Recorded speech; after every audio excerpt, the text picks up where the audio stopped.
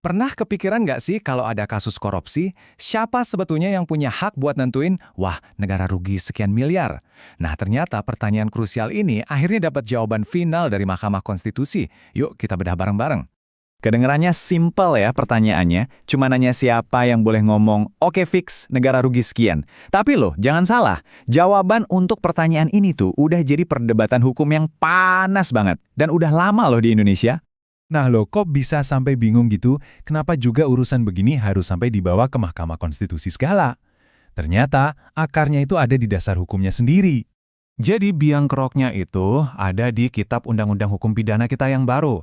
Di sana tuh, ya nggak dijelasin secara gamblang, lembaga mana sih yang boleh audit, terus caranya gimana, standarnya apa. Nah, karena abu-abu inilah, jadi banyak tafsiran beda-beda, dan akhirnya ya jadi debat kusir di ranah hukum.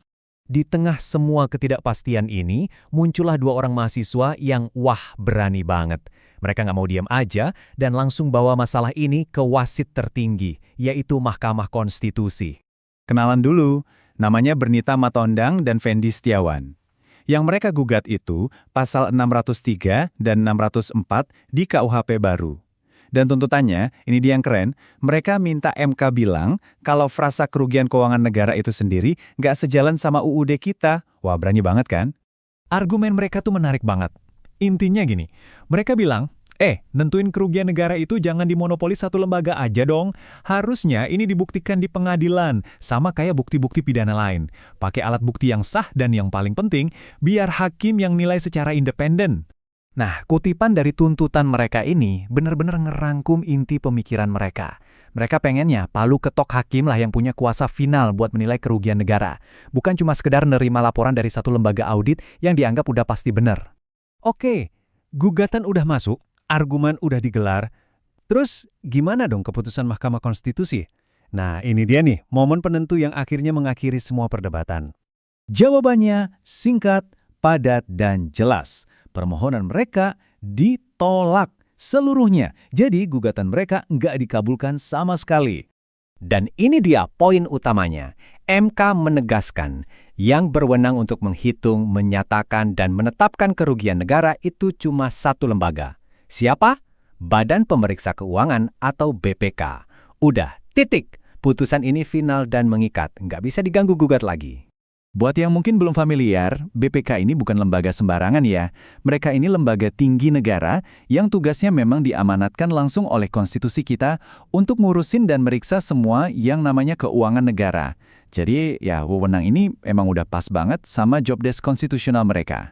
Tentu aja, MK mutusin kayak gini bukan tanpa alasan ya.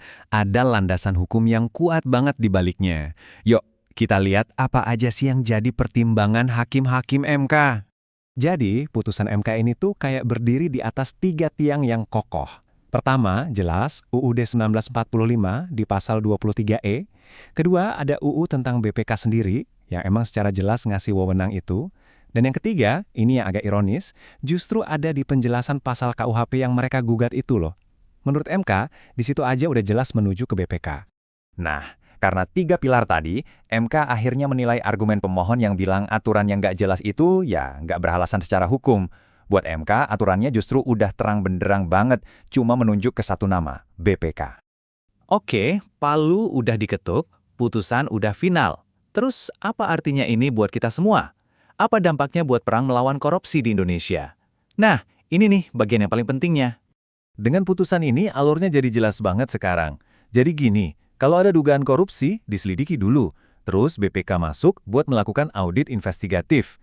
Nah, hasil dari audit BPK inilah yang jadi angka resmi kerugian negara, dan laporan itu yang bakal jadi pegangan utama di pengadilan. Jadi intinya apa? Kepastian hukum. Udah nggak ada lagi tuh nanti debat-debat di sidang, siapa sih yang boleh ngitung? Jawabannya sekarang udah pasti, tunggal dan final, BPK. Selesai. Tapi, ini juga ninggalin satu pertanyaan besar buat kita renungkan. Dengan adanya kepastian hukum ini, apakah pemberantasan korupsi di negeri kita bakal jadi lebih efektif, lebih cepat, lebih tajam? Cuma waktu yang bisa jawab. Terima kasih sudah menyimak ulasan ini.